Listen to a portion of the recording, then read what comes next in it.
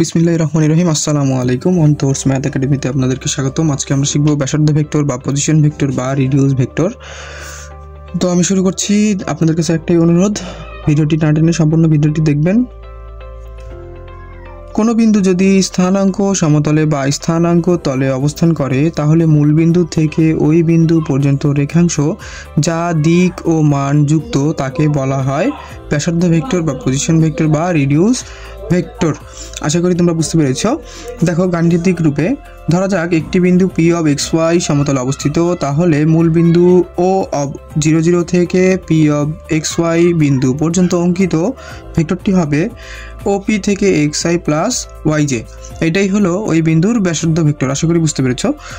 উদাহরণ দেখো, ধরা যাক বিন্দু এ অফ 3, 4, তাহলে ব্যাসার্ধ ভেক্টর হবে ওপি থেকে 3i প্লাস 4j, অর্থাৎ মূলবিন্দু থেকে 3, 4 বিন্দুর দিকে নির্দেশ করে এমন একটি ভেক্টর।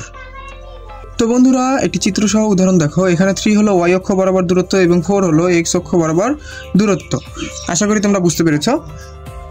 ব্যাসার্ধ ভেক্টরের অর্থ বা গুরুত্ব: বিন্দুর অবস্থান নির্ধারণ করতে পারি, দুটি বিন্দুর মধ্যে ভেক্টর নির্ণয় করতে পারি, ভেক্টর যোগ বিয়োগের কাজে এটি ব্যবহার করতে পারি। তো বন্ধুরা, আশা করি আজকে তোমরা ব্যাসার্ধ ভেক্টরটি সম্পূর্ণ বুঝে গেছো। ব্যাসার্ধ ভেক্টরকে পজিশন ভেক্টর বা রিডিউস ভেক্টরও বলা হয়। তো আজকের ভিডিওটি যদি ভালো লেগে থাকে অবশ্যই আমার ইউটিউব চ্যানেলটি সাবস্ক্রাইব করবে এবং ফেসবুক পেজটি ফলো করবে এবং প্রতিদিন নতুন নতুন কিছু শিখতে অবশ্যই আমার পাশে থাকবে ইনশাআল্লাহ। তো আজকের মতো এখানেই বিদায় নিচ্ছি। আসসালামু আলাইকুম, আল্লাহ হাফিজ।